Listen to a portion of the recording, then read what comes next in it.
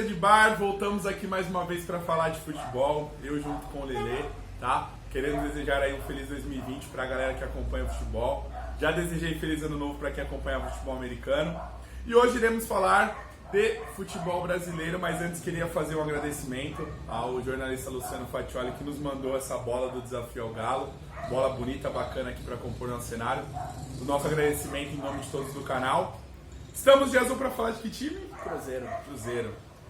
Bicampeão da Copa do Brasil 2017-2018, né? Campeão mineiro em 2019. Campeão mineiro em 2019. Como chega o Cruzeiro invicto até então no Campeonato Brasileiro, não tinha perdido de ninguém no ano. Até a estreia contra o Flamengo do Abel Braga, não é o Flamengo do Jesus.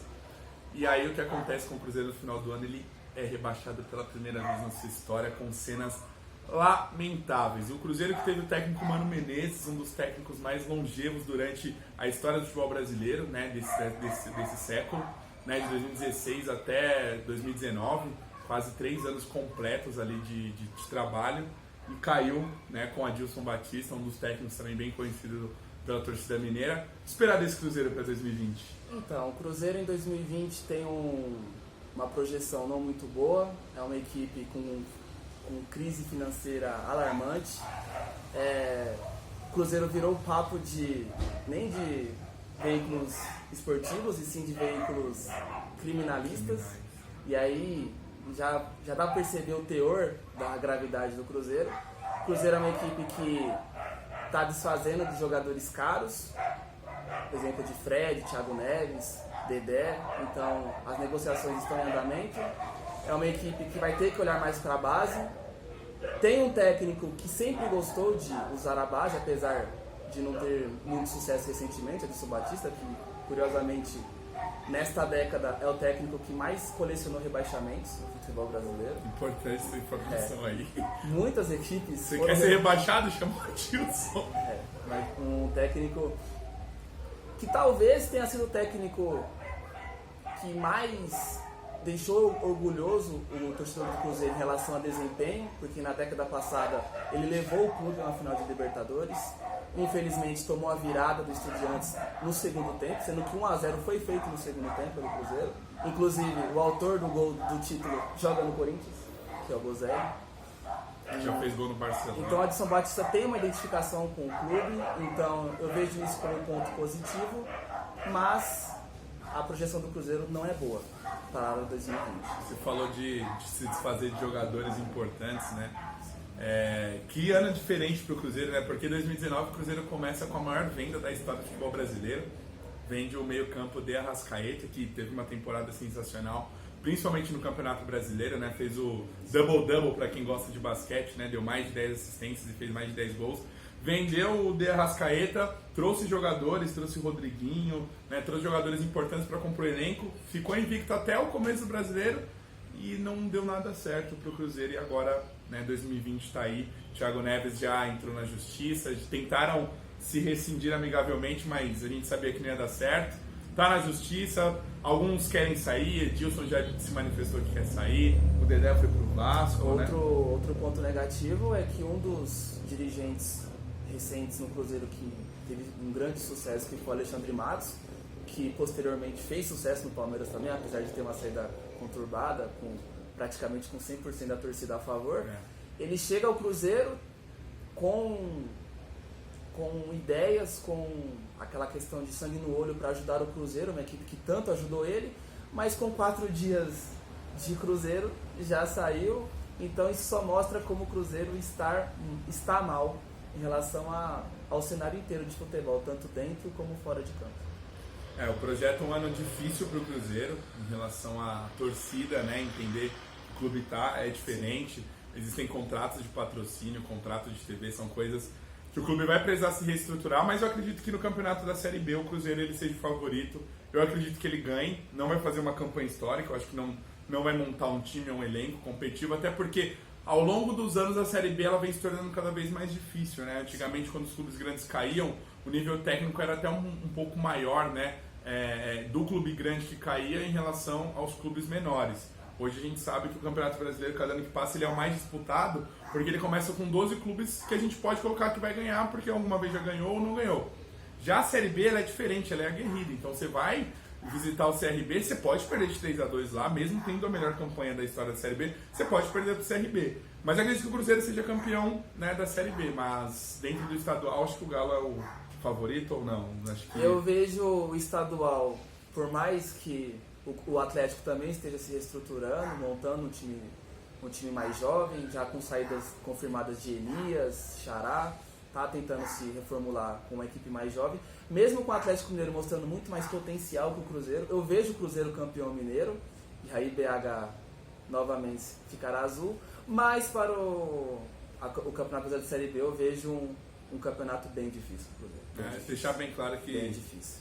Não tô dizendo que sim ou que não se eu torço pro Cruzeiro, que vocês vão olhar minha casa azul, vocês vão achar que a gente tá sendo clubista, né? O torcedor do Galo. Mas eu acredito que o Galo tenha mais chances de ganhar por conta de mais estabilidade. Porém, aquela coisa, se for o clássico a final, exatamente, aí não importa, cara. Aí se o Galo tá na Série C ou na Série A, o Cruzeiro é a mesma coisa. Sim. Clássico é clássico e vice-versa. É frase clássica, é clichê, mas é verdade.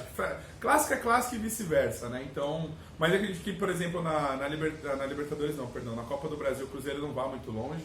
Pode chegar até as oitavas, eu acredito que não vai ser tão difícil, porém, quando entrar os clubes da Libertadores, aqueles clubes que estão campeões e vão diretamente para as oitavas de finais, eu acredito que as chances do Cruzeiro serão grandes. O Cruzeiro vai tentar repetir a campanha do Corinthians em 2008, né? O Corinthians vai para a Série B no ano de 2008 e chega até a final contra o Sport e acaba perdendo, né, no jogo da volta na Ilha do Retiro.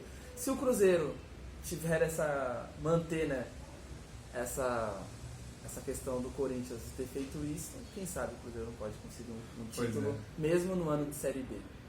Pro Cruzeirense eu não sei se vale, né, que só entre nós paulistas a gente comentou isso, engraçado com amigos que eu tenho corintiano, que todo time que ganha do Corinthians na final da Copa do Brasil no ano seguinte cai. Então em 2008 o Corinthians perde lá no Sport, na Ilha do Retiro, em 2009 o Sport é rebaixado. Em 2018, 10 anos após, o De Arrascaeta faz um gol aqui de cobertura, cala a Arena Corinthians e no ano seguinte o Cruzeiro cai. Então mas coincidência, a vida tem esses pequenos detalhes. Mas vai ser um ano difícil para o Cruzeiro, né? O torcedor do Cruzeiro vai ter que entender que o clube está em outro patamar, porém 2021 quem sabe pode ser melhor, mas primeiro tem que se reestruturar ali na parte gerencial, né? O Cruzeiro não tem só problemas dentro de campo.